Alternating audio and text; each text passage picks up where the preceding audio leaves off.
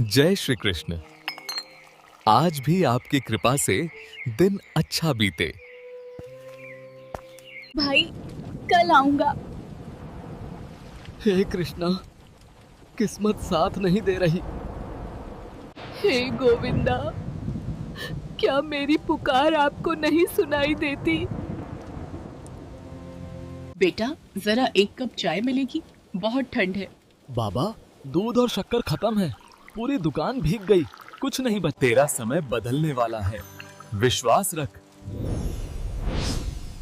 बाबा कहाँ चले गए? यहाँ बड़ी टी स्टॉल बनाएंगे, आप मैनेजर बने। मैं सच में? आप ही तो साधु बने थे प्रभु।